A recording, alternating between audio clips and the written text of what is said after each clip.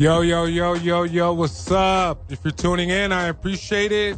And if you're having a good week, that's awesome. If you're having a bad week, I hope I can help make it better. You're listening to Unfiltered with your boy KT on 95.9 FM and AM 610 The Sports Animal. Your home for the NFL, where you can catch all exclusive content right here on the Sports Animal. Leading up to Super Bowl 60, which is going to be in Santa Clara, California this year. We're probably about 3 weeks out, 2-3 weeks out, something like that. It's going to be very interesting to see how this unfolds. We got a lot of teams in it, but I got to bring in my boy, Jonah. What's up? What's up, man? What's going on? Nothing What's much. cracking? I just heard the greatest news that I ever heard for the playoffs for my 49ers. Hold on. I don't think it's on a rundown. But Fred Warner's might be coming back. Calm down, bro. No, Sam Darnold is questionable. Oh, Their quarterback. wow, interesting. Yeah, so I am excited. What does that mean? He wasn't even hurt last game. I don't know. Did you see anything out there that said that he was hurt? Yep. What? ESPN covered it, and then it's all over my feed on Instagram. That he's hurt? His oblique. He's questionable for the game. Oh, interesting. Yeah, but He's a quarterback, bro. He should be fine. I don't know. But you got to also keep in mind, you got Fred Warner that's in action. I saw him in practice this morning, which is pretty dope for you, man. Oh, yes, I'm happy. Our field general's back. Especially with the game being in Seattle. It's going to be one of those games. Seattle, they play inside, outside. They play outside. Outside, yeah. That's what I thought. It's outside. It's like by the river. Look at you opening up my show talking about the Niners and the Seahawks. Let's check you out with that big Kool-Aid smile on your face. That's pretty cool, man. Between your team and my team, it's going to be interesting because obviously we're the underdogs. We're like the lowest point. Like, I think, yeah, the lowest point in Super Bowl for like betting odds is the Texans and 49ers. Of course. I don't understand it because I'm even here. I mean, we'll get into it a little bit. Like, I was about to get amped up, man. But it's one of those things to where everybody's going to have their own opinion. This is why we're here to be able to have our opinion. What else is going on, man? I know it's Thursday. You went to the gym yesterday when you left here at 5 o'clock. Hey, somebody asked about you. I forgot what it was for. But, hey, if you're listening right now, and if you want to call back and chop it up with Jonah, you can please, you can totally call 505-246-0610. You got anything else, bro, before I get into this quote real quick from our Martin Luther King week? I start school next week. I'm back. That's, what, Monday? No, because Monday's Martin Luther King Day. So, yeah. And then that's going to segue to our quote of the day. Makes sense because things don't, If we're working, I'm even off that day, which is pretty dope. But, yeah, if anybody's working that day, I feel for you. But here's my quote. This is day 4, and it's the More Than a Dream based off of Martin Luther King week leading up to Monday. And I will have one last quote coming the day after, which will be Tuesday next week. But this one is, our lives begin to end the day we become silent about things that matter. Silence allows injustice to grow. More Than a Dream is using your voice, especially when it counts. Especially when it costs you something. See, a lot of us, we have a tendency, including myself, we do things when it doesn't cost us anything, obviously. And then when it does cost us things, we second guess it and we think about it. In my growth process, I feel like I have to come to the point to where you have to just give because you want to give. You have to help because you want to help. You have to speak up because you're supposed to speak up. Everybody, I don't care, black, blue, purple, whatever it may be, everybody deserves justice and everybody deserves an opportunity. What do you get out of that, Jonah? I feel like everyone deserves a voice, too. I feel like when people stop talking about problems, that's when the problems grow because we think that the other side is against us, no matter what side you're on, whatever.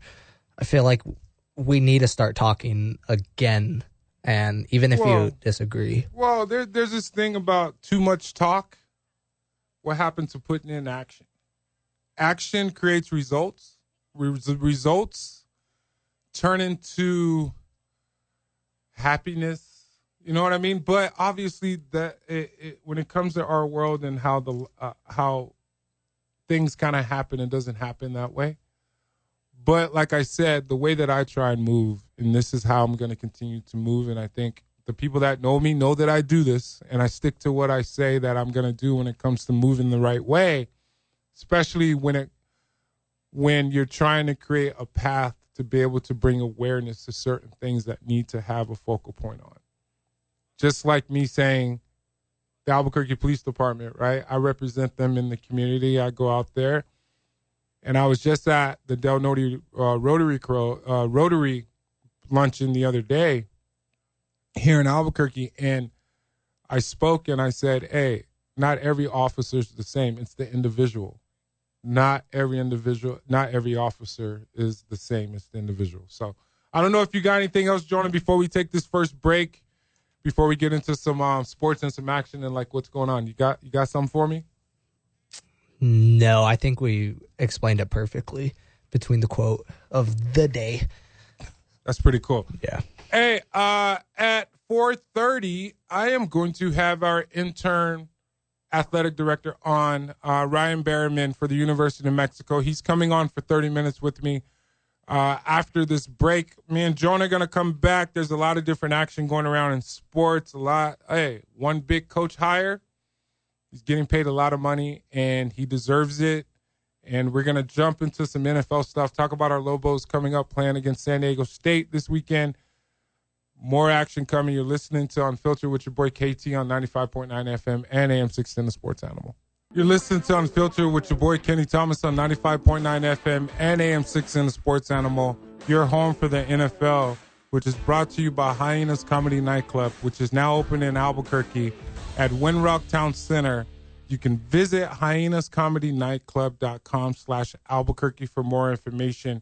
There's a lot of different comics that are coming in and out of Hyenas. Thank you for sponsoring the NFL right here on the Sports Animal. Joey Medina is one of the actual guys that's actually going to be there this week. He's coming on the show tomorrow, Jonah, with us, I think, in the first segment. And if you weren't listening in the first segment, I have our intern athletic director at the University of Mexico, Ryan Berryman, coming on in this next segment. He will be on with me for 30 minutes talking about some different things.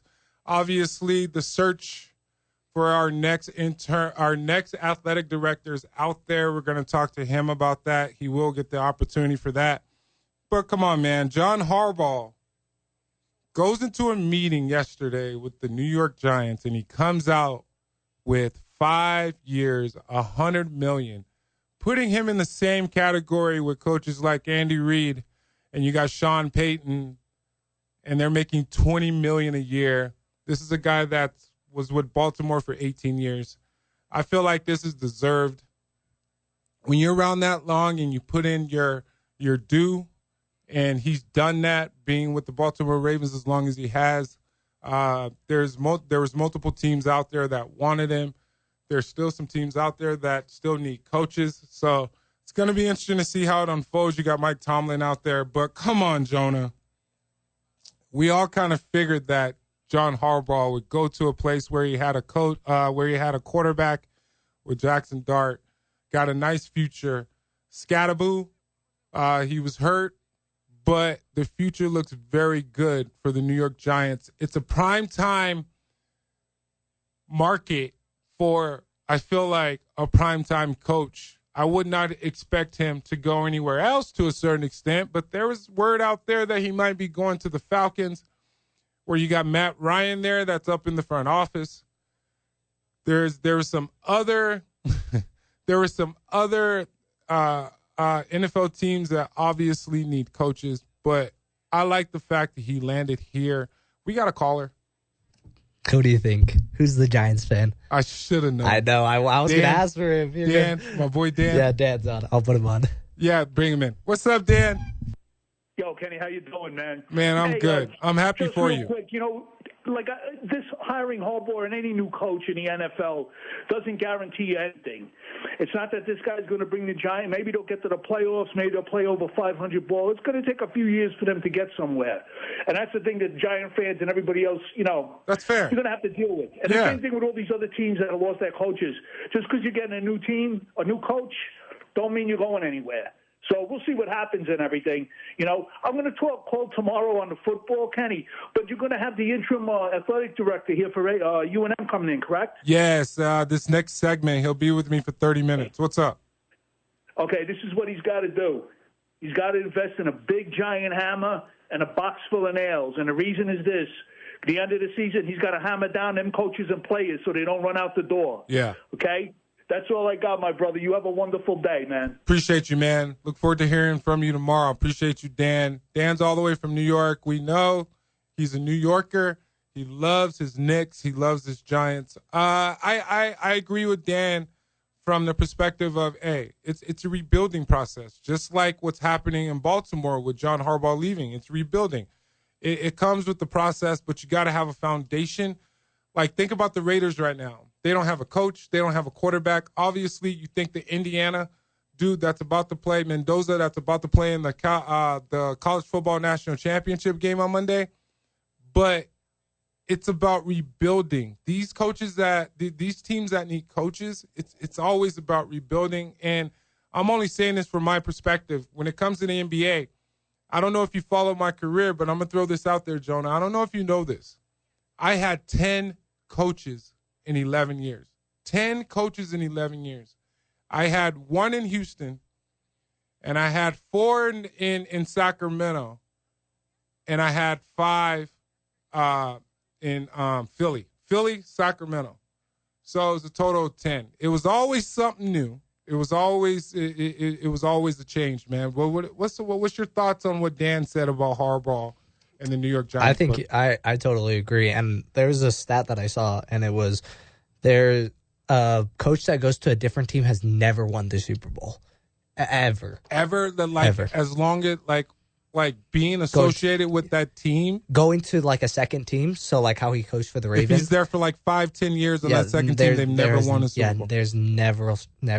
Wow. It was weird. Yeah, I think it... No. Now that I think about it, that's wrong. Because Andy Reid did it.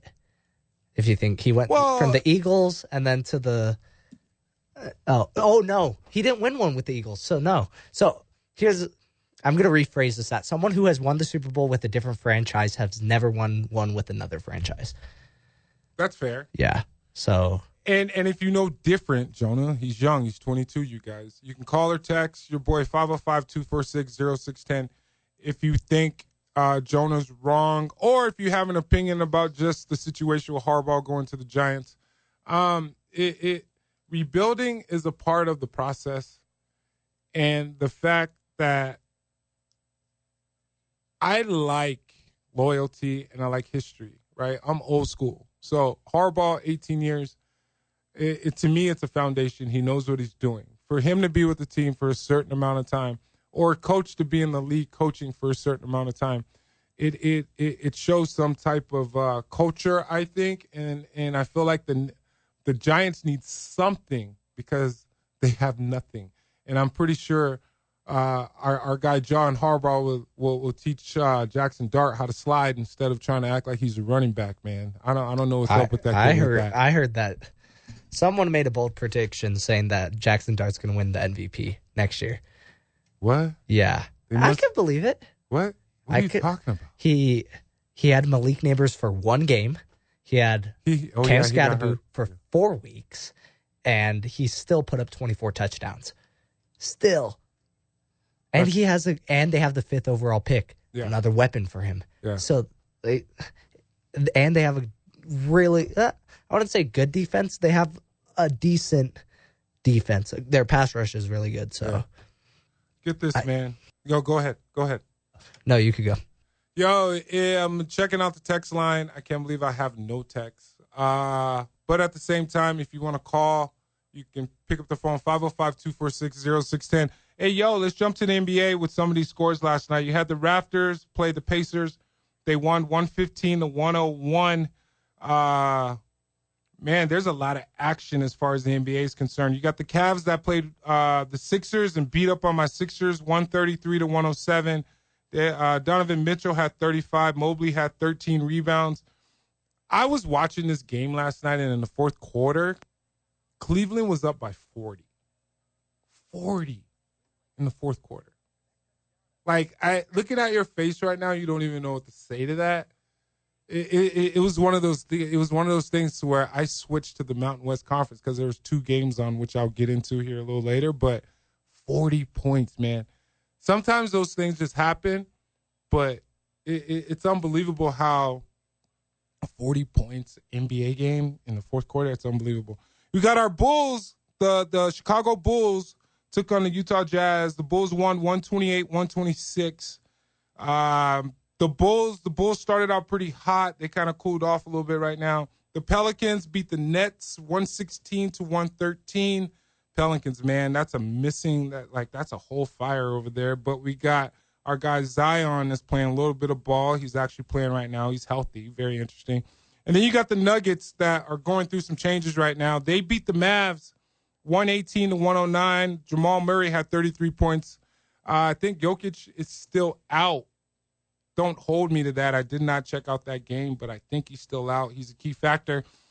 My Sacramento Kings, man, can't believe they beat the Knicks and Mike Brown 112-101. The Kings are on a 3-game winning streak. I can't believe they're lighting the beam in Sacramento. I'm seeing it on my social media. I think the Kings have won 3 straight, so I say they're like 12, 13, and like 31, something like that. They're at the very bottom of the West. But the last one, the Clippers, 119 against the Wizards, 105. You got Kawhi that had 33, and Trae Young has not suited up for the Wizards yet. He got traded from the Atlanta Hawks. There's a lot of health issues going on right there with Trae Young. They're going to reevaluate him after the All-Star weekend, which is coming up here pretty soon in February. But we're going to get to the phone line with Robert real quick. Let's bring in Robert. Robert, what's up? Hey, Kenny. What's going on? 3 college teams that are undefeated still.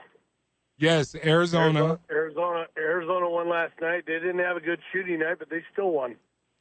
Yeah, they barely beat Arizona State 89-82. Yeah. Yeah.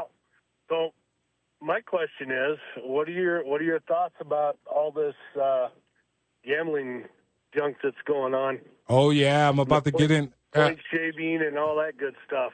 You know what's pretty cool? I'm about to get into that after I bring in our intern athletic director with the 20 guys in college that just got arrested. Yeah, I'm getting into that a little bit, man. With these kids making the type of money that they're making, it's unbelievable what they're still doing. This started, 2 years ago, I think in 23, and investigations and all that's been going on for the last couple of years. But, man, unbelievable. When I saw that this morning, I was like, whoa. What you got on it? Oh, I think it's all going to come to a head, especially with the guys that already got bopped, Phillips and the rest of those guys. Well, yeah. It's all going to come to a head. They're going to end up getting every one of them, it looks like. Well, you think this is associated with the Chauncey Billups, with the cards and everything, and all of that with Damon Jones? And go ahead. I got a feeling it is. Man, I didn't even think about that like that. Makes sense. I got a feeling it all. But I think this one, I think this is I think the card game and all of that with Chauncey Billups is a little separate because I think this is the point shaving. You got Rozier. It's the same. It's going to be the same group of people. Okay. It's involved in it. The mob. Say that again. Say that last part. Same involved in it. I think you said the mob. Did you cut? You listening? Did we lose you, Robert? I think we lost him. Robert, I think we lost you, man. If you want, you could call back, but we got to take this quick break. Once again, I will be bringing in our intern athletic director, Ryan Berriman at the University of New Mexico. After this break, you're listening to Unfiltered with your boy KT on 95.9 FM and AM 610, the Sports Animal. Yo, what's up? You're listening to Unfiltered with your boy KT on 95.9 FM and AM6 in the Sports Animal. I got my boy Jonah producing today. He's also chiming in like he does because he's very knowledgeable. Just to let you guys know, I'm about to bring in Ryan Berriman, who's our intern vice president / director of athletics, effective June 1st, when Fernando Lobo left for Colorado. Berriman previously served as UNM's deputy AD / COO that was in charge of budgeting, NIL, operation oversight. And at the same time, Ryan Berriman left and he came back under Fernando Lobo, and he is now serving as our AD. Let's bring in Ryan Berriman. Ryan, what's up, bud? Kenny Thomas, Lobo legend. Good to talk to you this afternoon. I appreciate you, man. When you say my full name, it's weird. Stop saying my full name. Well, you didn't like when I called you Coach Kenny either when you were coaching our TBT team. So, yeah, that's pretty weird. I don't know. Maybe because I just like you the way I do. You know what I mean? You're my boy. But just to let everybody know, when Ryan Berriman's talking about TBT, he was actually helping us for the 4 years when I was coaching. I was trying to coach. I went to Ryan for some advice. Obviously, he knows the game. He's from New Mexico, you guys. He's one of those guys that bleeds cherry just as bad as me. Being able to have this opportunity to fill the shoes of running the university is one of those amazing things that I feel comfortable with now, with it being in somebody that is from here's hands, especially coming from a guy that's from here. I've always preached about us having somebody here that's local, that can actually know how the community rolls, and somebody that would be here for the long haul. And the fact that I know he wouldn't leave, that's just like me not leaving. But Ryan, how has it been the last 3 weeks filling the shoes of athletic director, bro? Let's start there.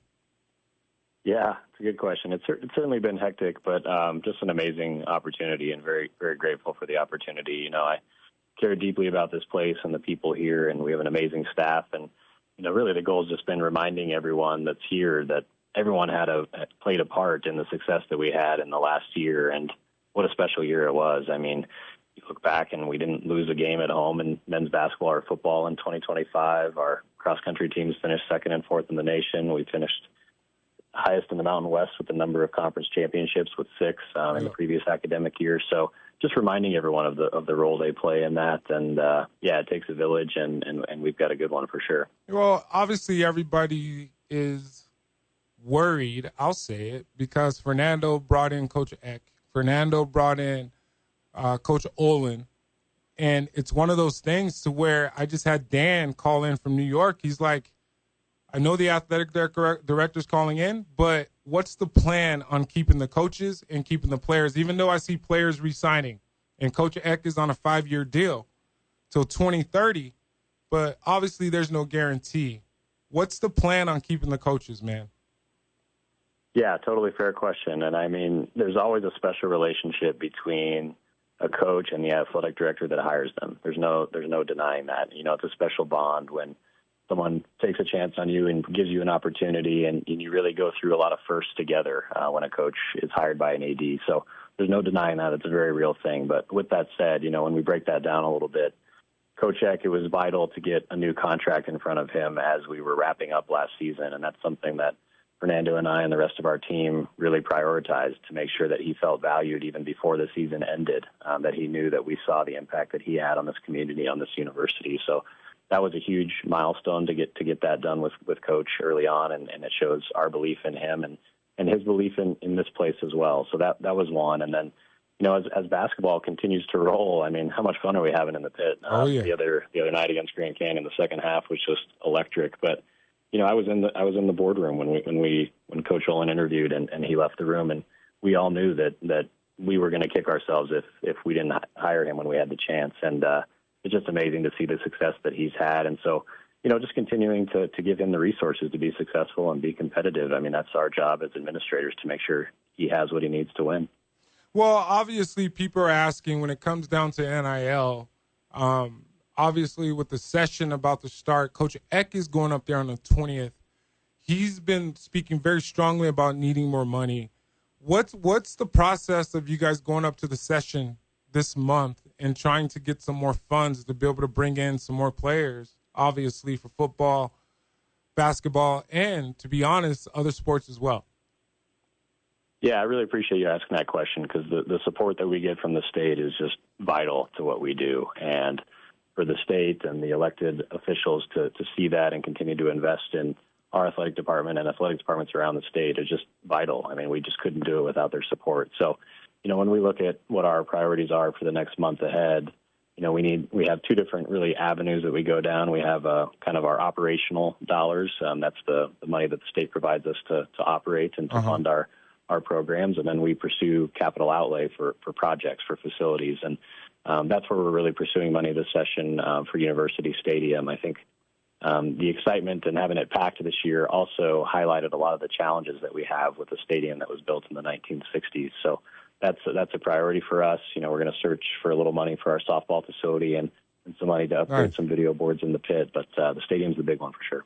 So obviously, when it comes down to the spring and trying to get ready for football, obviously after basketball is over, what's the plan when it comes to attendance, when it comes basically with football, trying to drive people back, right? Because Fernando did a great job of I know you were a part of that process, figuring it out on how to get more people into the stands, right? Especially with ticket prices and different things like that spiking as of late. No doubt. Yeah, I mean, our job is to find a way to make it an experience, right? The coaches and the student athletes will control wins and losses, and obviously we have some great coaches and some great student athletes that did their job this year. But as an administrative staff, we have to make it an experience. So what is your experience like from the time that you get off the interstate to the time you tailgate to the time you pregame in Louis Lane, get in the stadium to make sure you're entertained? I think that's our job as administrators, and having a modernized stadium will certainly help us with that. And so that's why it's such a priority. And, I think when you talk about the spring, like you mentioned, we got to retain our quality student athletes, and then we're also recruiting. And so our coaches, football coaches especially, are very active this time of year in the transfer portal and getting guys before school starts on Tuesday after the holiday. So, Ryan, just to continue, when you talk about the stadium process, can you enlighten us a little bit on where we're at when it comes to renovations? Like we've already started the process of trying to figure out the renovations for the football stadium and I know you said some screens in the pit and different things, but it's more like the football stadium, which could be the opportunity to be able to spearhead something to where, I don't know if the Lobos leave the Mountain West, but people are saying, why can't the Lobos go to a bigger conference? And it seems like the stadium is one of the things that's holding us back. Is that actually true?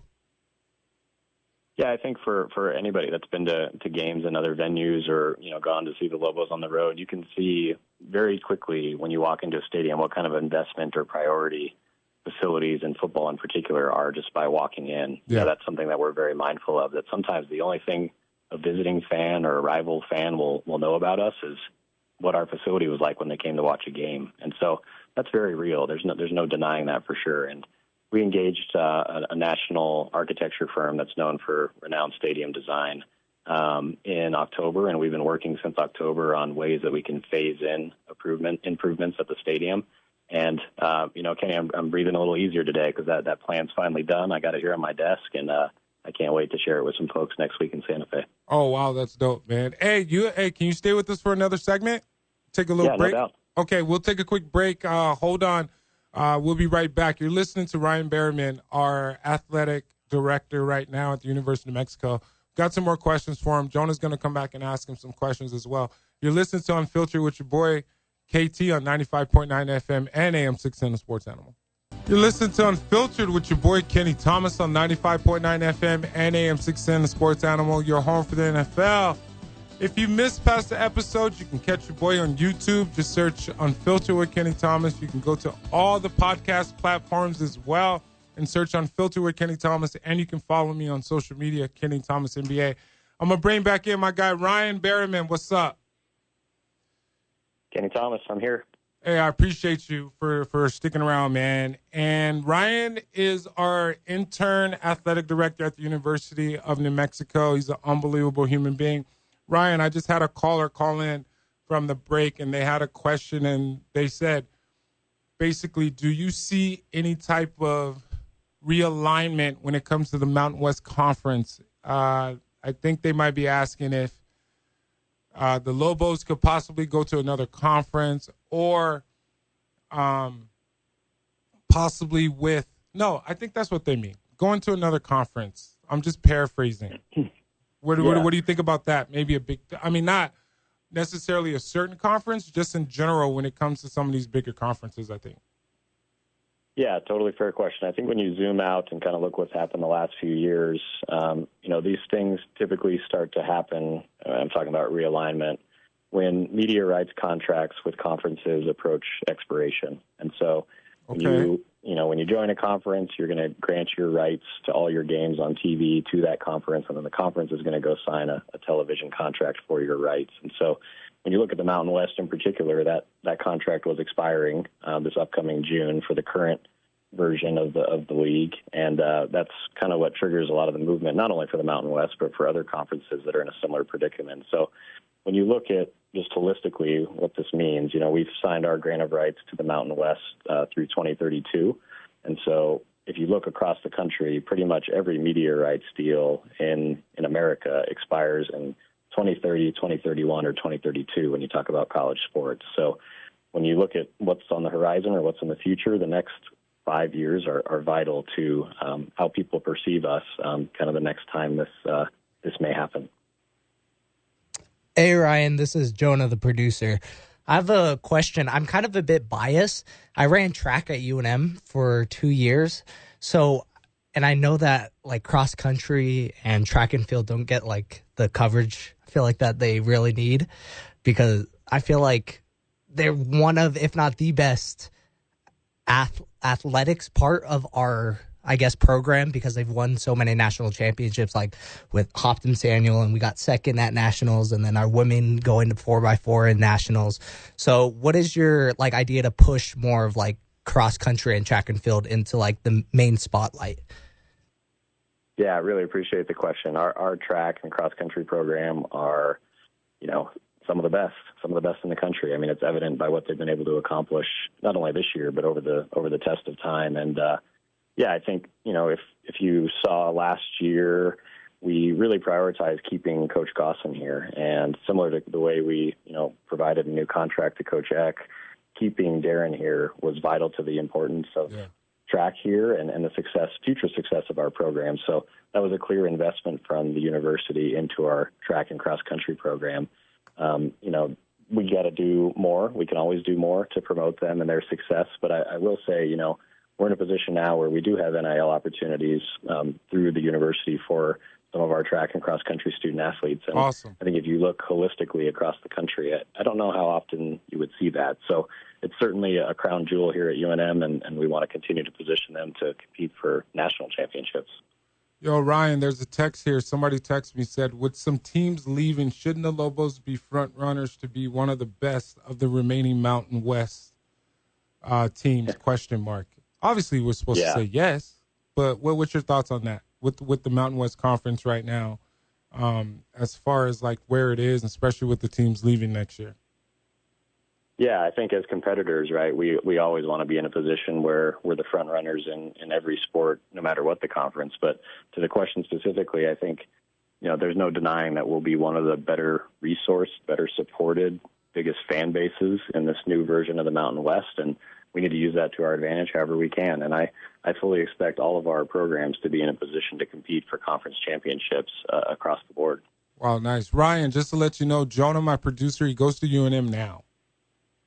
Yeah. Oh, that's awesome. Yeah, he should have. Student athlete. He should have led with that. Yeah, right. I ran track at UNM for 2 years, and then now I just came back. But what's your message to, as an Albuquerque native?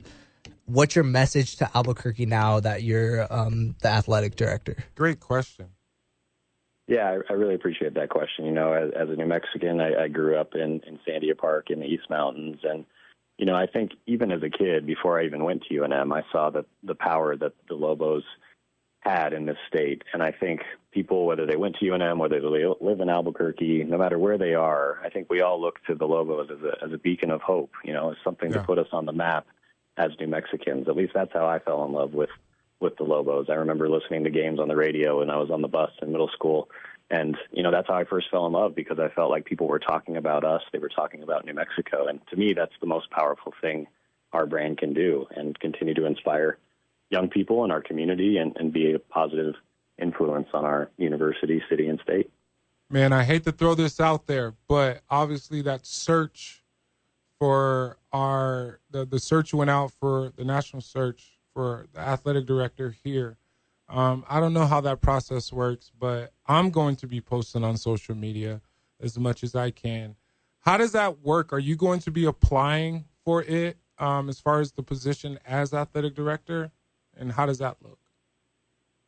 Yeah, that news came out yesterday. There's a search process to find the new AD, and they're hoping to have someone in place by early March. And I think that process is so important for a position like this. This is a position that influences a lot of people, that will set the vision for a organization that's very important to a lot of people. And so I totally respect the process and the people that have been assembled and tasked with that very large responsibility. I think it's very similar to, a presidential search or a head coaching search, in that there's going to be a committee that organizes and people will apply, and they'll vet candidates, and it sounds like they hope to have a decision by March. So certainly it's always been my dream, but certainly also respect the people and the processes involved, and they have a job to do. And time will tell what's next, but I know that this place is in good hands no matter what, just given the fan support and the support that the university has.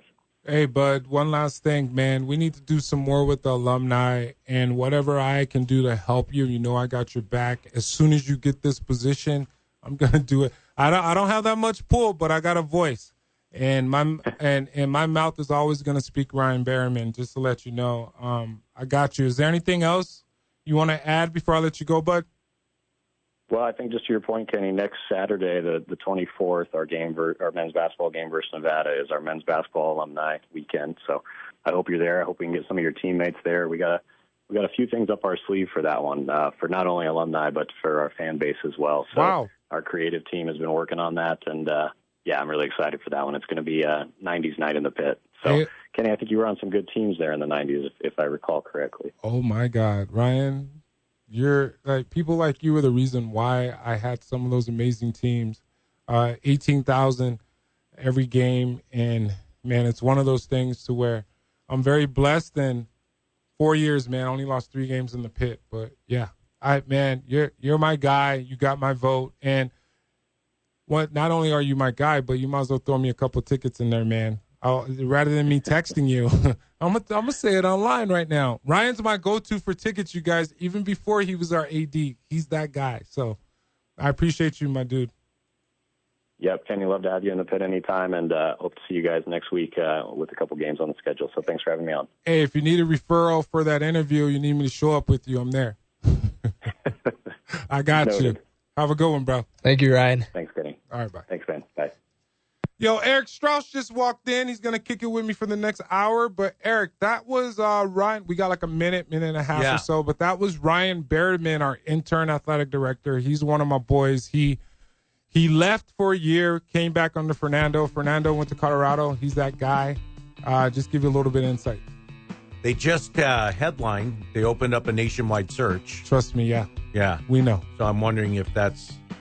I mean, I like hiring from within. I'm with you. If you've been there, you've been doing the job, I never understand why they don't promote from within. Let's hit this when we get back in the first segment, and we'll just catch up. Frustrated with that. Oh, God, I am beyond frustrated. Now we got a guy that has a chance, that's competent. Who's here. That's competent, too. You're listening to Unfiltered with your boy, KT. Be right back on 95.9 FM and AM 610 The Sports Animal. Yo, what's up? It's your boy Kenny Thomas on 95.9 FM and AM 610 The Sports Animal. Your home for the NFL, where you can catch all the content right here on The Sports Animal. It's back. This is the first year on the road to Santa Clara for Super Bowl 60. It's going to be a good one down in California. My Texans might be going. We might even have Jonah, my producer's 49ers, going. I don't think so. Just kidding, Jonah. And we might be there. Yeah, who? You and I. Hey, if you don't know that voice, that's Eric Strauss. But hey, why you you never roll your know. eyes at that? See, I haven't even threw that plug out there because I don't want to let people know we might be going. Might. Don't even do that. Might. You don't think so? No. You don't like putting any good energy out? No. I put it out there, but just not out verbally. Yeah. Because what if we don't? Speak it into Oh, existence. stop it already. How you doing, my guy? What's up? Good, man. You got a haircut? Hey, I missed. You got a haircut? You're just not Or you used just to did seeing your me hair? without a hat. Oh, that's what it is? Yeah. Same here. Yeah. People say the same thing about me. Yeah. My hair is. I have a white afro. If you didn't notice yesterday. Oh, Jesus. Dude, did you see my hair? It's like. Did he just say a white afro? It is. I don't even know what that is. It is. It like if you've seen it when I don't gel it or I don't put stuff in it, it goes all over the place, man. Eric, I barely have hair, and I don't use gel. I use a brush. Let me see. Do you have hair? Let me see. Don't be dumb, Eric. Let me see. Do I have hair? Well, let me see. Of course I do. Yeah, you got a full crop. Yes, but it's looks not good. long, Eric. I know. You keep it short. Yes. Yeah. I'm a black man. Yeah. No afros, bro.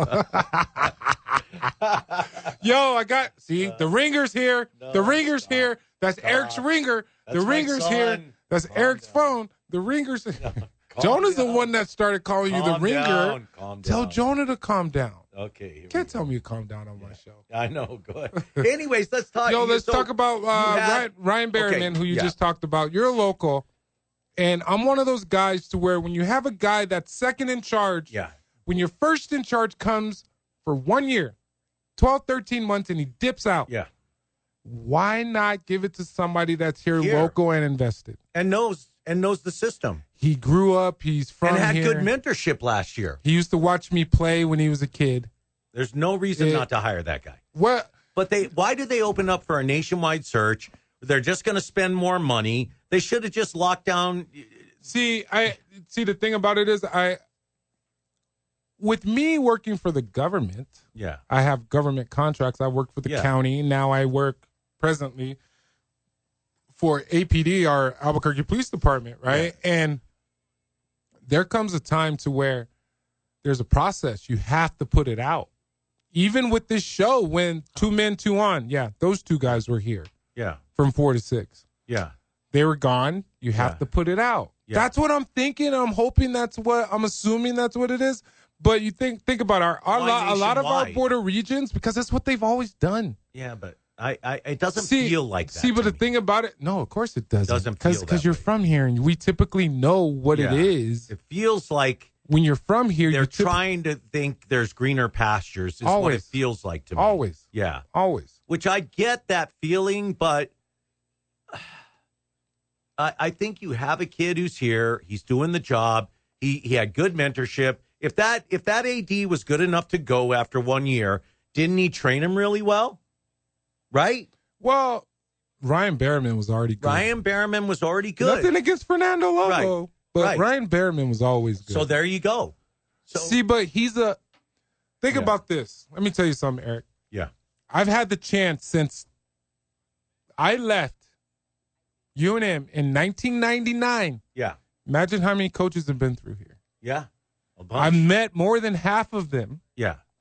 Imagine, I think after Krebs, there's been like 2 or 3 athletic directors. I've met them all. Yeah.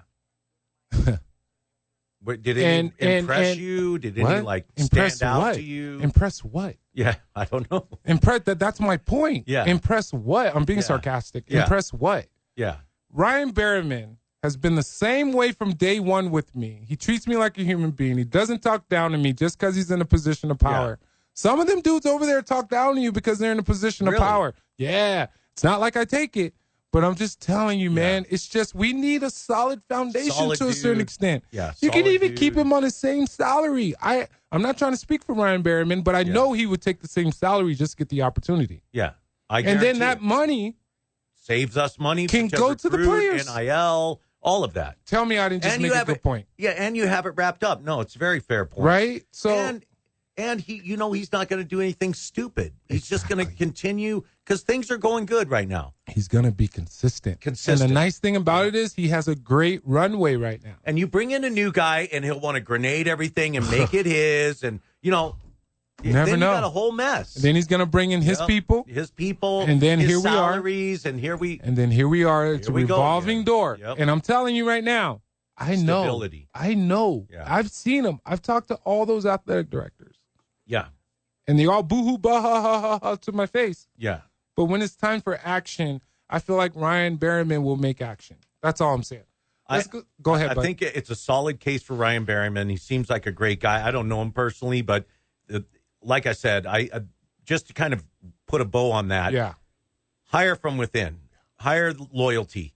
Keep consistency. It gives you stability and moves the program in the right direction. Well, that's my final. Just get rid of Mike Tomlin. Oh, thank God, yes. Let me get to After 18 years, dude, he had to go. There's when you're consistently average, it's time to move the needle. Got you. Let's bring in Mike. Mike, what's up, man? Hey, guys. Beautiful day in Albuquerque. Yeah. Yes, it is. A couple of things that I'd like to talk about. First, I guess we'll just stay on the first part of the subject is athletic director. You know, whoever they choose, you know, nice guys are cool, but you got to be a warrior when you go down to the roundhouse. You got to be able to go in there and you got to go fight for those dollars. And I think really our big programs in this state need to fight together. It's not about us taking money away from state or vice versa. It's go in there. What do these colleges do? I mean, if you look at our sports programs when we play outside of Albuquerque or New Mexico, period, you know, there's a fan base that probably, I don't know if there's any other school that would say they have a following like we do. Yeah. You know, I see that state flag everywhere. And, you know, they were sitting right next to me actually at that last Bronco game. But that's my first point. So whoever they go, they got to be, they could be like a silent assassin, which is, I think, the nickname for our basketball coach. People say he just comes across too easygoing and he doesn't draw up a fever. I'm on the contrary. I love the way he coaches. I think he's a scary coach if you're an opponent coming in because I don't think he doesn't wear his emotion on his sleeve like Alfred or some of these other coaches. I think that they coach in a great way for themselves, but I like the way this coach coaches, and I like the way his team reacts. You know, I don't think he has to scream and yell, and that's not his style. And I'm good with both styles, but I like his style. Can I jump in with you for 1 second? Because I just want to say something, too, that I noticed watching a game live. I was really curious about his substitution patterns, and there's like a sneaky genius to it. How many people he's playing, the rotations he has right now. I was like scratching my head a lot, and now I'm kind of seeing this guy has good rotations, and his substitutions are sneaky good. So I just want to lob that at you. Hey, so saying that, I'm glad you pointed that out.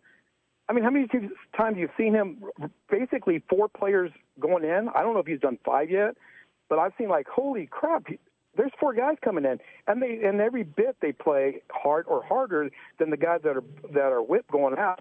How do you keep up with that when you're an opposing coach? You know, how can you rotate with him rotating in and out that many players? I think they're tough. I think they, you know, at first when they first came out, I was a little, but you know, you had to realize everyone was new. Every coach was new. Players were new. They were all learning about each other, and now look at them. Yeah. You know, they're not going to win every game going out, but I tell you what, I can guarantee they're going to play hard, and then they're going to learn from their mistakes. But you know, and then the other third thing I wanted to talk about is whatever they do. You know, obviously, if the Mountain West can survive all this, and they can get it's all about getting the TV deals. You know, what's going to bring in the money for this program to pay the coaches over $2 million? Yeah. Your top programs, they got to get paid. And I agree with the track and field. I mean, it really bites that we don't have a soccer team anymore. Those guys were just always in the top. You know, our ski teams are always there. You know, there's programs. You know, the Olympic sports. Wrestling disappeared a long, long time ago, but. You know, I think I said my piece today, and I'm excited to listen to you guys. Great call, man. Thanks for calling in. Great call, brother. Appreciate you, Mike. Have a good one. Brought up some great points. Obviously, our Coach Olin's doing an unbelievable job. We're going to take this break. You're listening to Unfiltered with Kenny Thomas on 95.9 FM and AM 610 The Sports Animal. You're listening to Unfiltered with Kenny Thomas on 95.9 FM and AM 610 The Sports Animal. I got my guy Jonah producing, and I got Eric Strauss in here with me for the hour. And if you missed any episodes, you can go to YouTube, check out your boy Unfiltered with Kenny Thomas. You can go to all the podcast platforms as well. Search Unfiltered with Kenny Thomas. And you can search my social media. There's clips on there. Kenny Thomas, NBA. There's a lot of different content on there. I got a couple NBA guys on there, and I have other celebrities coming on. Just started a couple months ago, starting to amp this up in 2020. But Eric, man. Yeah. There's a lot of different things going on. We got John Harbaugh just signed with the Giants for 5 years, $100 million. I feel like that's solid, man. It's a great opportunity for him. He's right there with How Andy happy Reid. is he to be out of Baltimore now? Making $20 million a year. And living the high life in New York. Prime dude. time. That's like Prime LA. time. I did not see him going to a market like Atlanta. I didn't see him going to Cleveland. Yeah. I didn't see him going to any of those other Cleveland's markets a to a dump. certain Let's be extent. honest. It's a dump. But man. New York prime time, a lot of opportunities there. Dude, when you have money in New York, you know this. Yeah. When you have money in New York, you can live really, really well, Yeah, man. well that said. that city is designed for the wealthy. And man, you got $100 million contract. You move your family out to upstate New York, beautiful, foresty, and you go into the city. You're coaching. He's going to have the time of his life out there, man. And if I was him, I would have got that house thrown in there. You know what I mean? Yeah. House, car. Car. Hey. And you know he got a private booth. Hey, he got private everything. Because isn't that part of the deal? They work now. They get a booth for the family and It stuff. depends on what you. Oh yeah, tickets and Right? a booth and Booth a, and That's suites the and- least yeah. of his worries. Because Mahomes has a suite in Kansas City. Yeah. You know, where Taylor Swift always come, blah, blah, blah. Where they all kick it, right? And then at the same time, we got Fred Warner, who might be coming back. Our guy Jonah's a 49er. He's not coming. He's not coming back? Yeah, Adam Schefter just reported he's not playing. What happened? Do I'm you know, sorry, Jonah? Did he Jonah. have a setback? No, I Because think everything was trending the right way. What happened all of a sudden? I think it comes down. Go ahead, Jonah. I I'm just sorry. think that I wouldn't say he's still young, but he's still like in his prime. That if we kind of like push him towards to like play Of course. from like a serious injury, I think it would just set him back more from like future years. So I think they're just trying to keep him. See, but still he just stagnant. returned back to on-field stuff just this yesterday. I Right? thought So, I thought no, maybe I- he had a setback or I something. thought he was, because if you can play, you're gonna make that guy available. I thought he was farther along, to be honest. Yeah. Myself, but apparently that's not the case. I got excited You remember, for you, you remember Jonah. what they did with Kevin Durant? That's the last time I saw them rush somebody back and how pissed he was at Golden State Well, they for don't- rushing him back. Remember that? Nowadays- Because there was a playoff game and Back when I played, yeah, you went back. you went back. You went. Hey, give a crap They're about what they. What? They're what? Yeah, right. Now these guys got to play a minimum of like 65 games to win an MVP award. Yeah. Like, Yeah. what? What? You got to be on your dying bed, and if you're sick, you're going to the doctor, and the doctor has to call.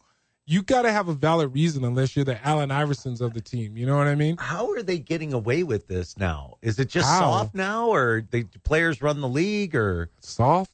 yeah, dude? Soft from the standpoint of playing on the perimeter. I'm not physically playing, so I'm not going to sit up here and say the NBA's soft. But there's a lot of perimeter playing now. What's pissing me off, and I got to be honest about this. I watched Denver Nuggets versus the Mavericks last night, Okay. and Gordon literally picked the ball up from the top of the key. He traveled. Ran up to the basket and just literally, I counted six He to took seven 6 steps. 7 steps, no travel call. And I'm like, how's that not a travel? That's Aaron Gordon. Dude, it's killing me these days. That's Aaron Gordon. It's unwatchable. It's crazy how. It's unwatchable when they do that. Hey, referees have favorites too. They're Oh human. my Lord. Like, call it travel, dude. How are they I could see 4. But I counted them. It was almost 6 to 7 steps, and not just forward. He turned the other way. He's doing like Dancing with the Stars, and he finally lays it in. I'm like, Where's the travel? You sure he didn't just have Kenny, I have a question. You sure he just didn't have his Euro same step? foot? Don't they call it Euro stepping That's now? that side step. Euro stepping. Sounds like he was the ballerina and He's had pivot traveling. foot. He probably switched pivot No, foot. he was traveling. What's up, Jonas? speaking- Yeah, switch pivot foot Yeah. is a travel, bro. Yeah. It's still You can't Eric, switch pivot. it's still a feet. travel, Eric. What's the worst call you've ever seen, like on court, where you're like, why? What? You didn't call that, or why did you call Man, that? that happened all the time. I will say this. Referees didn't call fouls on Shaq. Referees didn't call fouls on superstars to a certain extent because fans came to watch them play. It's one of those things to where you never know what's going to happen on any given night, man. Playing through adversity, sometimes you got the refs against you, but sometimes the refs are for you. I've cussed out a ref, and I went back and apologized. Sometimes I didn't go apologize, but hey, you keep it moving. Sometimes they come and apologize because they made mistakes. It's just part of the process. But hey, I want to jump into this since we're talking about the NBA right now, right? You got the NBA and FIBA looking at partnering up and funding a members club / investors group that's going to open up the situation over in Europe when it comes to the NBA going overseas. How do you guys feel about the overseas situation? Obviously, there's a lot of European guys coming to play over here in the NBA, right? And if you're listening right now, you can call or text your boy 505-246-0610. Should we, obviously it's a money grab if we're going over to Europe, right? But I think it's a great move because the NBA's ratings have been going down to a certain extent.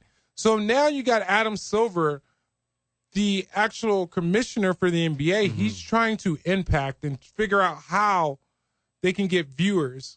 And I think it's a matter of going overseas, increasing the opportunity to be able to get people in the building to watch. Yeah. But I think it's trying to capitalize on the viewership, even though I'm pretty sure it's pretty high overseas. Does what do you that think about commissioner that? frighten you? Say it again? Does ears frighten you? Have you seen that dude? Dude, that dude looks like. Do you remember that? Do you remember that movie where the kid had no pigmentation? The ball. Yes. Remember he had no pigmentation. Yeah, what was it called?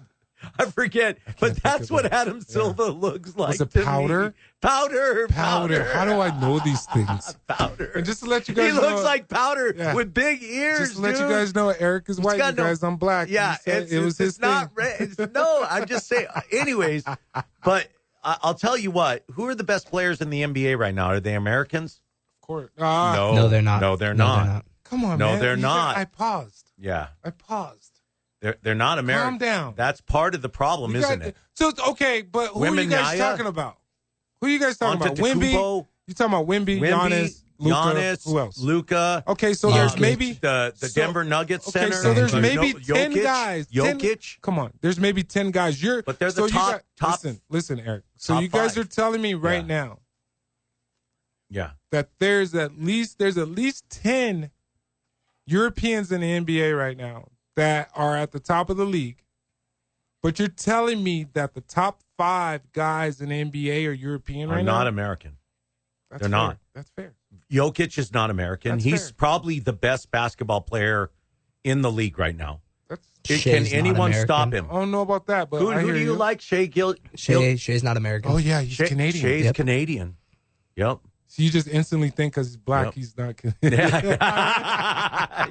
you said that, not me. Yeah, I'm thinking about it. You said that. See, you guys are trying to make a point right now, and I'm trying to acknowledge the fact that I'm actually agreeing with you. Although guys. Canadians are like Americans, they're just American light. No, Canadians are nicer than Americans. What are you talking about? They don't lock their doors there. Apparently. I don't know. The homeless is not on the streets. Yeah. Yeah, we don't do that. Yeah, we're not getting into that. Don't do that. No, we're not going. You do that at 6. Yeah. Anyways. So you have all your top upper echelon, and I'm talking upper echelon players, Kenny, are not American. That's fair. I totally agree. That's a problem for this league. That's fair. And my bigger question to you is, why aren't kids? It feels like American kids aren't circulating up to the NBA like they used to. Is that just me, or I mean, I see these European kids come in. And they've been playing with men, right? Because they play in those Euro leagues with grown men. It's different. Yeah, I'm telling you right now. It's got to be, right? European basketball is different than playing over here. Right. Prime example, Bouillon, University of Mexico, right? Right. He's a freshman. Yeah. 23, right? Right. It's a different pace. It's just a different vibe. That the European ball is more slow. I don't know if you guys knew this. Is it becoming better than American basketball? No. Okay. I want you to defend that. Never. Okay. I just did, but I'll say it again. But in terms of skill set, it's passing. No. Passing. No. Hold sorry. on. Let me. No. Passing. Shooting. No. All the hand-eye coordination skill positions. No, Eric. No. No. There's You don't this think kid- so? You're not even going to entertain that No. thought. There's this kid called Steph Curry that trumps Yeah. like 3 of those guys. I don't disagree with If that. not, if Steph not, Curry is if one of not my more, favorite players if not in the more. NBA. And the reason, and I was going to say this, I don't know if you Yeah. guys know this, but here's a little nugget I'm about to Yeah. drop. Go ahead. I played on the USA team Yeah. back when I was in college in '98, and I got a gold medal playing on the USA team, right? And then we went to Italy, Mm-hmm. and I was there for a month, right? Being around the European players, it's just not the same. Going over there and seeing it and being a part of it, it's just not. But do you think modern day, how far European basketball has come? I mean, you look at the Olympics. Is it a slam dunk that we win? No, I totally See, agree. No, but at the same time, when you got a Luka Yeah. going to his country, Yeah. you got Giannis going to Yep. his country. Yep. When you think about stacking up Yep. the squads on USA, Team USA, yeah. But the last couple years, Team USA has not been Team USA. Right. It's not like back in the day with the Michael Jordan and all those. It was eras. It's just not prestigious the to same. be on Team USA. Prestigious, Just for like sure. it was prestigious to be here with Yeah. me, 95 to 99 at UNM. We're going to take this quick break. You're listening to Unfiltered with your boy KT on 95.9 FM. Well, you don't know about what? I'm just joking. I went 71-3, Eric. 95.9 FM and 610 the Sports Animal. You're listening to Unfiltered with your boy KT on 95.9 FM and AM 610 the Sports Animal. Your home for the NFL, which is brought to you by Hyenas Comedy Nightclub, which is now open in Albuquerque at Windrock Town Center. You can visit hyenascomedynightclub.com/Albuquerque for more information. Tomorrow, I will have one of the comedians on. His name is Joey Mendoza. He will actually be on with me and Jonah. He might even be coming in when Eric is here. But Eric and Jonah, man, let's jump into this this point shaving scandal right now, to where we had a caller that thinks it's entwining with my boy Chauncey Billups, who's the upstanding, great character until all of this stuff came out. I'm still shocked to a certain extent. And it's all alleged still, though, Kenny. Yeah, you got to no. say that. Nothing's been... Nobody's been found guilty. Everything's alleged. Nobody's been so found. we want to be very clear on that. Nobody's been found guilty. Yeah. Let's just put it like that. But when the feds come, I didn't say state. I said feds. Yeah. When the feds come, there's something going down, and they've done their investigation.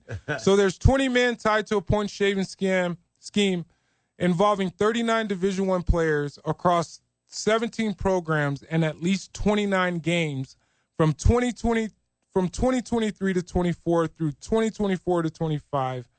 How it works: alleged bribes were 10 to 30K to influence first half on game's outcome. Bets then placed at books unaware allegedly began with the CBA fixes in 2022, then target NCAA.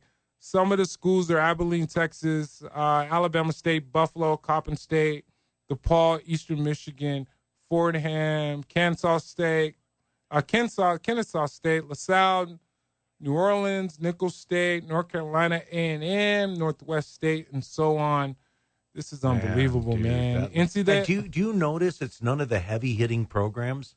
Because it's I was easier waiting to to get see one of those. Well, think about if I'm a bet shaver. Well said. I don't want to go for these high profile, lots of eyeballs, right? I pick off these little backdoor teams, and I get in these kids' heads.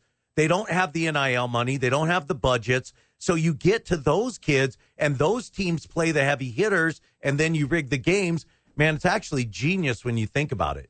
You don't see a lot of heavy hitters on that list, do you? Well, and then you see the overlap. Alleged Shane Hennon, and there's another guy, Marvis Farley, also charged in a separate New York NBA gambling indictment with former NBA player Blakeney. Antonio Blakeney, refers as charged elsewhere. Yeah. There's just a lot of different things going on. And then what's crazy to me, the president, Charles Baker, calls for an ending of college prop bets, saying roughly 40 players / 20 schools have been investigated for several ongoing incidents. I don't trust the prop bets, number one. What's a prop bet? Well, I don't even know what that is. It's like this player's going to get 5 rebounds. How easy is that to rig? Wow. Right? Wow. You're at your 6th rebound, and you know some guy's going to give you 10 grand. Guess what? Oh, I didn't get that one. Wow. Right? Wow. So those are yeah. I can see where they want to call for the ending of prop bets because that's so just like in baseball. Those baseball guys that were, because you do those parlays and you say, oh, he's going to throw this many strikes, get this many balls. Yeah. You can rig that crap so easy. So if you're listening out there right now, we got our casinos, we got betting here. And if you feel the state should get rid of prop bets, you can call or text your boy 505-246-0610.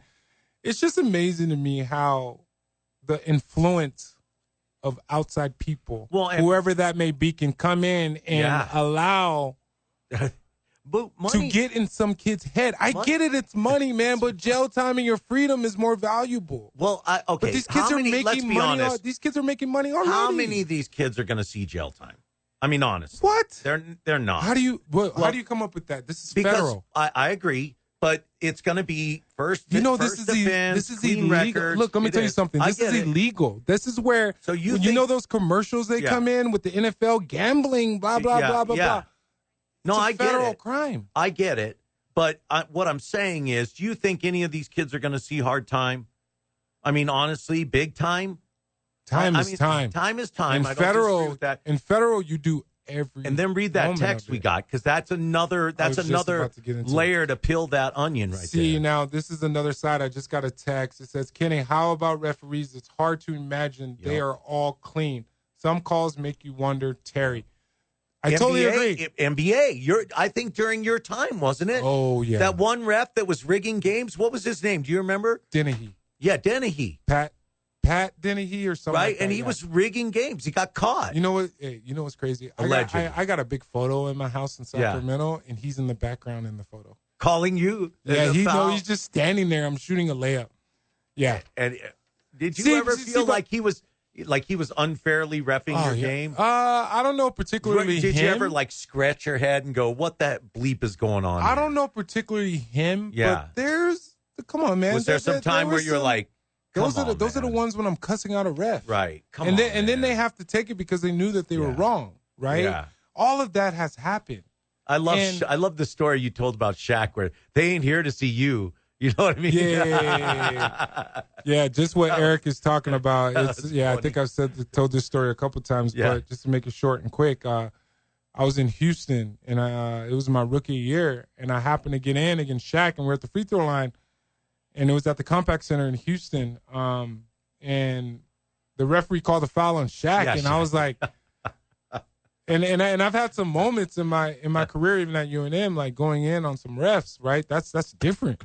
But I'm like, this is the NBA. He's like, Shaq said, they came to see me. You're not supposed to call that foul on me. My mouth's just open. I'm like, are you kidding me right now? He's right, though. He's right. People pay tickets to come see me. They didn't come to see you. They didn't come to see me sit on the bench. Unbelievable, man. Unbelievable. Yeah, but how hard would it be to get in a ref's pocket? See, this is my thing. You watch. It's not going anywhere. It's a matter of time until all of this comes out in football as well. I just think it's a matter of, I'm just so jaded. I don't know. I think a lot of stuff is rigged these days. And I think a lot of times we just eat it and go with it. But they need to clean this bleep up. You know what I mean? Yeah. They do. How do they clean it up, though? Well, number one, you get rid of prop bets. I think Baker makes a good point. You get rid of, because they're too easy to rig. Yeah. You know what I mean? Like prop bets are too easy to rig. Maybe you start looking at the spreads and going, what can we do to prevent kids from not scoring that layup right? You missed the ghost layup because it puts you over the over or under the under. Or a free throw. I feel like the free throw, like any student or any athlete, you're like, okay, I'm 50% in free throws. I need to miss this one. Yep. Like it's very hard. Because the prop bet says I'm going to make 7 free throws or whatever it is. Right? I feel like it's so much easier for basketball to be rigged. Oh, because like football, the refs football, too. unless you're a quarterback and you're like, oh, I need to throw an interception or incomplete pass. You have no control as a wide receiver. Oh, I'm going to catch this many passes. So it's so much easier. And I think that's why these kids are doing it, because it's all like, oh, it's going to be very easy for me to do it. Yeah. And is there another sport where the ref is that intimately involved in the game? Uh-huh. You know what I mean? Yeah. Like than basketball? Because I feel like football, they're there, but they're not as intimately involved in the game. Like the refs are so close to the players and close to the plays in basketball. It feels like you could get to the refs pretty easy. Jaded Strauss again. Yeah. No, that's fair. Like me, that's KT. fair. No. Don't do it. Don't do it, man. I'm actually agreeing with you on this one. Yeah, but I'm so jaded, dude. I'm so jaded. Not about being jaded. As far as your analogy, as far as like the NBA, like being close right there, it's a different element. And they can control the outcome. Yeah. They really can. See, but if you think about the sideline refs in football, when you see there's a first down and you're like, whoa, what just happened? It's a matter of where that. And he comes running in all crooked. And then they run in all crooked. Yes. Hey. Yes. It's like, and especially against the Bills the other day. Yeah. Just saying. Yeah, just saying. We're going to take another quick break. I just got a text. I'm going to get back to you in a minute. We got one more segment. I got my guy Jonah in here producing, and I got Eric Strauss in here with me as well. You can catch him at 6 over on KKOB from 6 to 8. You're listening to Unfiltered with your boy KT on 95.9 FM and AM 610 Sports Animal. You're listening to Unfiltered with your boy Kenny Thomas on 95.9 FM and AM 610 Sports Animal. Your home for the NFL. This is the last segment. I got my guy Jonah in here producing, and Eric Strauss. You can catch him at the top of the hour over on KKOB right after this. I got a text right now. A lot of these players, bookies, got into deep with bookies and are offered a way to pay off their debt by throwing a game or games. This is kind of some of the stuff that me and Eric were just talking about off air. Yeah. It's amazing how certain things that you do in life, being an athlete, how somebody can capitalize on that. And I'm pretty sure that there's people that might be taking advantage of those opportunities. And at the same time, being a player and being in a spotlight, you have to kind of put yourself not into those situations. And how do you avoid them? Me and Eric are also talking about off air, and I'll say it. I had fun. I wanted to have fun. But the thing about it is I never put myself in situations to where they're illegal. Yeah. If I ever went out, I didn't never go out alone. Yeah. I went out with the homies because there's always something. Somebody's always going to try and test you, right? Yeah. But when you're in the spotlight and you're able to make millions of dollars, and these kids in college are making thousands of dollars. Some of them millions. And you notice I said thousands because here at UNM, walk-ons are making money, man. Yeah. So I was making $420 a month. Yeah. $2,000 a semester for Pell Grant for the whole year. I had to figure it out. You never had it. So why would you do something illegal to take that chance, Eric? I don't understand it. Wrong time. I think I played at the right time. Maybe you did. When it got to the NBA, I played at the right time. Yeah, true. You played in the golden age of the NBA. Yeah. It was a better game back then, and I hope it can be better. And the money shift was different back then because think about when I went in the NBA in 99, I would say about 10, 15 years before that is when the big money started coming. Yeah. So the guys before me were mad. You're referring to the college students. I'm happy these kids are able to make the type of money they're making. But you've got to raise your number one. You got to have a foundation. So you got to teach your kids. Here's the line. You can go right up to it, but you can't cross it. And Kenny, I think that's where you got it. Like when you saw something was going to head to, I could go to jail for this. I'm out. I was out. See, smart. But not everybody's and then like I didn't always want to be out. And I got mad at some of my... Not everybody always wants to be out. I got mad at some of my friends, man. I'm like, hey, we need to stay. Let's kick it. Let's party, man. What are we doing? I'm paying for everything. What's up? Let's go. No kidding. It's time to go. Yeah, smart. And then Smart there comes friends. a time to where you have to draw the line with your friends when you go out. Hey, one of your friends say, let me tell you something. I had a group of friends. I grew up with them. I still talk to them now. Yeah. My circle's very, very small. It gets smaller as you get older. Smaller, right? Gets less smaller drama. as you get older, yeah. We had a cutoff. Whenever we saw, if two of us in the group saw somebody doing too much or drinking too much, and two people come to you and we cut you off, you're cut off for an hour. Okay, that's fair. No drinks, no nothing. That's fair. You got to figure it out. That's fair. I was cut off sometimes. I think we've all been there, Kenny. I think we've all been there. See, but it's one of those things. I think we've all been there. Yeah. I'm the only guy. One of my buddies owns a bar in Arizona, and I'm the only of our friend set. I'm the only guy who's been cut off and thrown out. How sad is that?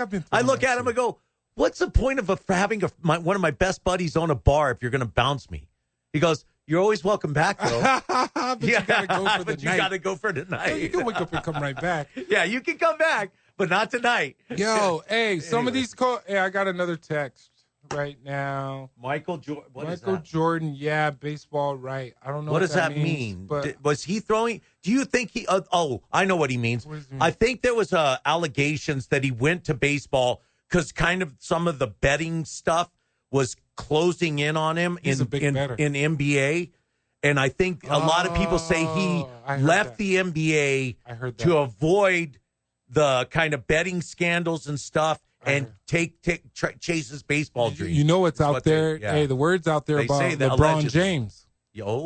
With some of these things with the betting. Come on, young fella. Jonah, have you heard anything about LeBron James being associated? No, I haven't. You haven't heard that? No, I never heard. I have. Wow. There's a lot of different things that might be covered up. I'm just saying. I'm not putting it out there. I was watching Kevin Hart's thing on Netflix, one of his new specials, and he hates Michael Jordan. What? Yeah, he hates Michael. They hate. What? Yeah, he hates Michael Jordan, and they talked about the betting situation.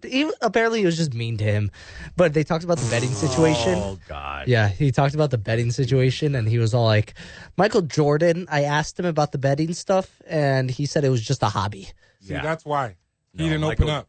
And there's still allegations when you think about how his dad was killed on the side of the road at a rest stop. That's set up. Like, come on, man. That's set up. That thing didn't pass the sniff test on me when it happened. They never found anybody. Yeah. It was North Carolina or something like that? Yeah. Just a rando. I'll never say this out loud, but I was born in Georgia. That's where I was born. Even though they claim me here in New Mexico, which is totally fine. But just saying, that's South, man. Yeah, but come on, man. You think and then back then in the what was that? Mid early 90s, late 80s when that situation with his father happened. Yeah, man. Come on, Fortunate situation.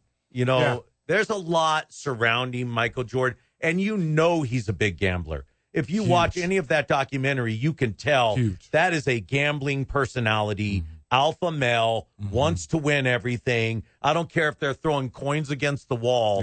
What do they call that game? Do you remember it? You throw the coins against the wall? Yeah. Do you remember what that quarters? I call it quarters. Oh, yeah. I think it was called quarters. I think it was. Yeah, it was. Yo, hey, we only got a couple more minutes, but my guy Eric, I'm going to appease my guy. He wants to talk a little bit of hardball. What do you mean as far as the Giants or what? So I got in this debate off air with a Cleveland Browns fan, and we kind of queried, what's a better coaching job right now, Browns or Steelers? And we totally understand how Harbaugh went to the Giants. Number one, I'm glad to see him in the NFC. Number two, I think it's a perfect fit for him. I think he's got all the pieces of the puzzle there. If he doesn't coach that team well, the game has passed him by. Then Baltimore has every right to say, I'm glad we got rid of you. Because if he doesn't experience immediate success in New York, tell me I'm wrong on this. If they go a losing record this next year in 2026 with that talent, Harbaugh could be on the hot seat almost immediately. So they won. You think? Well, I don't know, dude. So. He's got to win. I don't think so. But he's got to win. I think he has the pieces. I don't know about the Giants on the defensive side, but when you think about Scatterboo and you got Dart and you think about Neighbors that was out, that only played like 1 or 2 games from what Jonah said. Dirty, dude. Huge. He has the pieces on the offensive side. I don't know who they have on the as far as tight ends and Dart's line. Yeah. But if he doesn't do something in at least 2-3 years, you got to give him a little bit. It's just like your Pittsburgh Steelers. With that, but man, it's but rebuilding. I can tell you the Ravens fans are going to be pounding their chest saying, see, I told you so, right? Everybody's going to do that to a certain extent when you fire a coach. I agree. Or if anybody leaves to a certain, even a player, people are going to say that type of thing. But here's one of the points my buddy made off air. He said, the days of you guys having a coach for 10 years are over for the Steelers. Do you agree with that? I think that's over in general. Do you think that's true? I think that culture. 10-year coaches are done. I think that's done in sports in general. Really? Yeah. Because you got to keep it. Think about it. There's no loyalty anymore in sports. Well, it's about numbers, which has always been about numbers, and it's about winning. But it's not really about winning to a certain extent. You got to keep the players happy. Yeah. Keeping the players happy is keeping the coach happy, right? Yeah. There's so many different components that come with it. You don't know how many Chiefs are actually involved, like want to be bosses. Yeah. And who's going to be the Indians. So, that's the crazy thing. My question is, then how is Andy Reid still there? He's done what he's done. And look at who's in the front office. So front office people got to love him for him to be there as long as he has. Is the Andy Reids of the world, you're saying those days are over. Once the Andy Reid leaves, I think then so. Kansas City Chiefs is in the same boat as the rest of the teams going, we're always searching for a new coach. And it's going to be 2-3 years. Everybody's chasing wins. So 2-3 years. It's about wins. What's going to be the lifespan of an NFL coach in the future? 2-3 years? 4? 5, maybe. 5? Maybe. See, I'm hoping the Steelers hire. Well, they're looking at that Notre Dame coach. Yeah, but everybody's saying he's not going anywhere. You don't think so? Why would you leave? See, now that's the thing Notre about Dame's it is I wouldn't leave a prime program in Notre Dame to come take a chance on an NFL team to where you might get fired the next year. Then what? Yeah, but I don't think the Steelers would fire you. See, that's why I think you never know what makes the Steelers better, because they've only had 3 coaches. No, hold on, get this though. What makes the Steelers better than the Browns? Let's say the Browns. No. By bringing in a coach, opposed to John Harbaugh going into New York, and having to do what he has to do. I get John Harbaugh has pieces, but the Pittsburgh Steelers, they have some pieces too, to a certain extent. To a certain extent, you got DK Metcalf. That comes with the territory. Dude. You guys planted that seed yourself. You should have won with your rookie. Yep. The one that you said, Howard. And you had you have nothing. They didn't give him any. They have nothing. Nothing. We got nothing. But Jonah, you got anything else, bud? Before we get up out of here, go by so quick. Yeah. People should call in for Lobo Talk. Lobo Talk. What's that? What's up? What's Lobo Talk? I don't promote Lobo Talk. Yeah, Lobo it's tonight. Talk. It's right after this. Tell him. It's right after this. Tell him. What's Lobo Talk? I think Portnoy's on today, so you could talk to Portnoy about like all Lobo athletics. Oh, that's on after we're off. Yeah, that's after. Oh, is that the one that's at Sandia? Yeah. They moved it from KKOB. They moved it back over here to KNML. It used to be on KKOB. Okay, so Coach Olin is going to actually be on there, and we got the head Coach Olin, our men's head coach for the University of Mexico, and I saw it on social media. You got Coach Mike Bradbury, who's the head women's coach. They will actually be on there at 6. And Eric Strauss, my guy that was in here kicking it with me, you can check him out over on KKOB at 6 for 2 hours from 6 to 8. It's always an honor, my guy. You got anything else you want to share? I'm just hoping, I'm hoping that we talk in 10 years and the Steelers have the same coach. And he's really good. That would be cool. And we won a Super Bowl. I just don't think there's... See, I got it on tape now. See that? And I just don't think there's any loyalty anymore. I agree with you. I just don't. I agree. It's a different world now in this moment. Yeah. You got the tariffs raising, and you got all that other stuff happening. Yeah. But I will not change, and I'm not going anywhere. You can catch me tomorrow here from 4 to 6. Tomorrow's Friday. Jonah will be kicking it with me. I will have Eric in here with me as well at 5 o'clock again. Thank you guys for listening. I hope you had a good day. Be safe. Thank you for listening on The Filter with Kenny Thomas on 95.9 FM and AM 610 Sports Channel.